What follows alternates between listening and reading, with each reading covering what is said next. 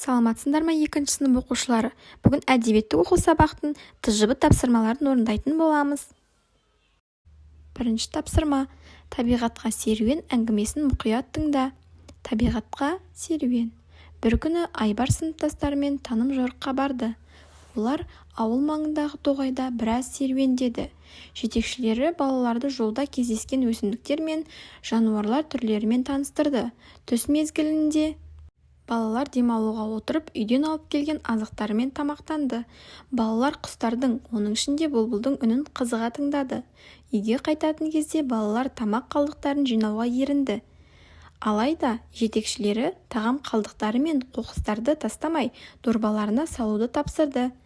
Бұл қалдықты не істейміз? Босқа үйге көтеріп барамыз ба? Деп Ербол ренжіді.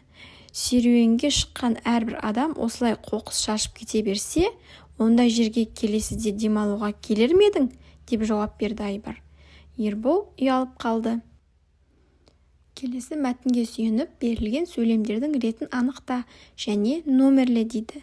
Бұл жерде бізге 1, 2, 3, 4 сөйлем беріп тұр, мәтін бойынша бірінші не істеді? Бірінші балалар таным жорыққа барды, Айбар сыныптастарымен. Бұл бірінші номер болады. Одан кейін балалар түс мезгілінде демалуға отырып, үйден алып келген азықтармен тамақтанды. Екінші.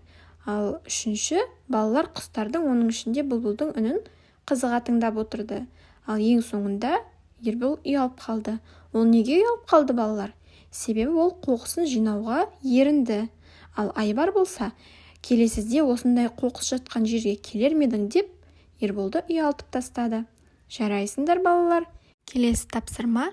Қай баланың сөзі дұрыс? Ерболдың ба, әлде Айбардың ба? Неліктен? Қалай ойлайсыңдар балалар? Кімнің айтқаны дұрыс? Әрине, Айбардың айтқан сөзі дұрыс. Себебі табиғатты ластауға болмайды. Табиғатқа қамқор болу керек. Ол біздің асыраушы анамыз. Жарайсыңдар. Келесі тапсырма. Жем-шашар әңгімесінің үзіндісін мұқият тыңда. Оқиға қалай аяқталады деп ойлайсың? Жалғастырып жаз. Жем-шашар. Көктем мезгілі еді. Көркем еңбек сабағынан өткенде мұғалім жем-шашар жасап әкелуді тапсырған. Ерден мазасыздана бастады. Әкесінің көмегімен жасаған жем-шашарын таба алмай отыр.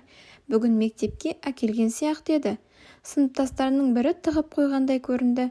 Ол ойындағы күдігін мұғалімге айтты. Сыныптастары жем-шашарды көрмегенін айтса да оларға сенбеді. Ерден көңілі түсіп, сабақтан сұранып үйіне қайтып келді. Киімін шешіп жатып, терезе алдында тұрған жем-шашарға көзі түсті. Ол жем-шашарын алып, үйден жүгіре шықты. Ал балалар, сендер қалай аяқтайтын едіңдер осыны?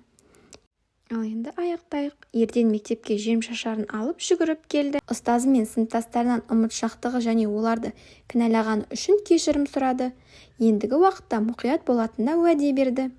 Ал сендер өздеріңше аяқтап көріңдер. Жақсы ма балалар? Жарайсыңдар. Келесі тапсырма.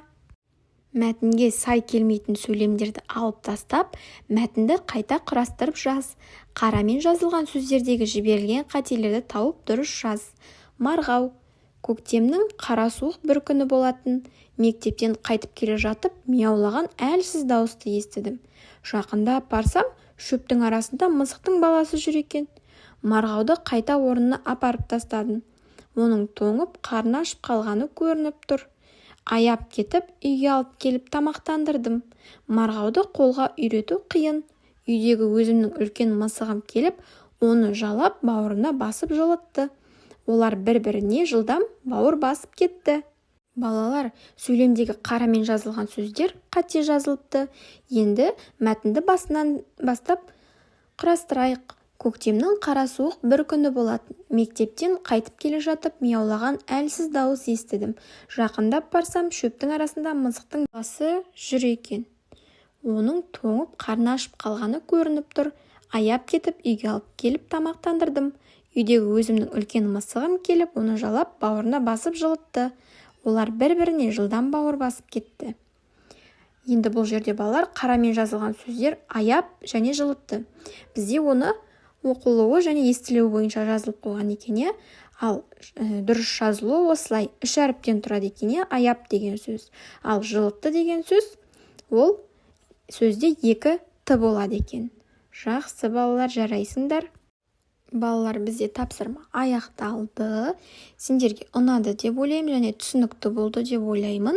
Енді мені жоғалтып алмас үшін маған тіркеліп, қоңыраушаны басып қоюды ұмытпаңдар. Сау болыңдар балақайлар.